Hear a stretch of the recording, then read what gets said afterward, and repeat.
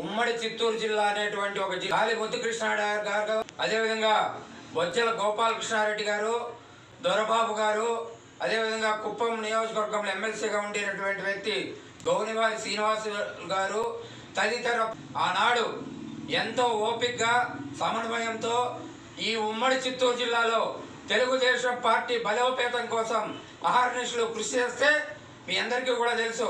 ఈవేళ జిల్లాల పునర్విభజన జరిగినప్పుడు తెలుగుదేశం పార్టీ అధికారంలో లేనప్పుడు మన రెడ్డెప్పరెడ్డి గారి శ్రీనివాసరెడ్డి గారిని, అదేవిధంగా నల్లారి కిషోర్ కుమార్ రెడ్డి గారిని, ఈ విధంగా కొంతమంది పెద్దలను అన్నమయ్య జిల్లా నూతన జిల్లాకు పెత్తందారులుగా వారి చేతికి పెత్తనం పెట్టారు. వారు కష్టకాలంలో పార్టీని ముందుండి మాలాంటి ఆర్జే వెంకటేశ్వర కావచ్చు, ఇలాంటి పెద్దల సహకారంతో జిల్లాలో పార్టీని నడుపుకుంటూ వచ్చారు. తదనంతరం అధికారంలోకి వచ్చినటువంటి తెలుగుదేశం పార్టీని నల్లారి కిషోర్ కుమార్ రెడ్డి అనే వ్యక్తిని పక్కన పెట్టేసి రెడ్డెప్పరెడ్డి గారి శ్రీనివాసరెడ్డిని ఈ జిల్లాకు రానికుండా వాళ్ళని పక్కన పెట్టేసి గందరగోళ పరిస్థితుల మధ్య నూతనంగా ఈ జిల్లాకు ఒక మంత్రిని రాంప్రసాద్ రెడ్డి గారిని ఏర్పాటు చేశారు.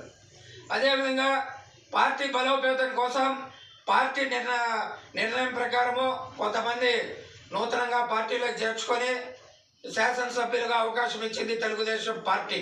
ఈ రోజు జిల్లాలో పెత్తనం చెలాయిస్తున్నటువంటి ఏ మంత్రికి కానీ శాసనసభ్యునికి కానీ గత 30 సంవత్సరాలుగా తెలుగుదేశం పార్టీని అంటిపెట్టుకొని కష్టకాలంలో ఖర్చు పెట్టి తెలుగుదేశం పార్టీని కష్టకాలంలో ముందుకు తీసుకుపోయినటువంటి కార్యకర్తల కష్ట నష్టాలు తెలిసినటువంటి మంత్రి కానీ శాసనసభ్యులు కానీ ఈ అన్నమయ్య జిల్లాలో ఏ ఒక్కరూ లేరు.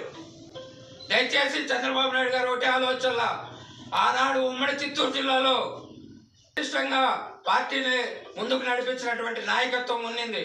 ఈవేళ గందరగోళ పరిస్థితుల మధ్య కష్టకాలంలో జాతీయ అధ్యక్షులు వారు ఒక టీమును పెట్టారు. ఆ టీమును ఈ నియోజకవర్గాల నుండి పక్కన పెట్టారు, కొత్త టీమును పెట్టారు. ఈ కొత్త టీంకు పాత తరం కార్యకర్తల మనోవేదన తెలియటం లేదు.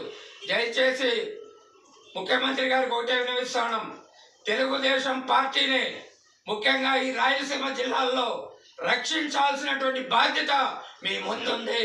లేదంటే కార్యకర్తలందరూ మూకొమ్మడిగా తెలుగుదేశం పార్టీకి దూరం అవుతారు. తద్వారా రేపు మీరు అధికారం కోల్పోవడం ఖాయం. ఇవంతా జరగక మునిపే జాతీయ తెలుగుదేశం పార్టీ అధినేత మేల్కొని కష్టపడిన వాళ్ళకు పదవులు కట్టబెట్టి పార్టీ బలోపేతం కృషి చేస్తారని చెప్పి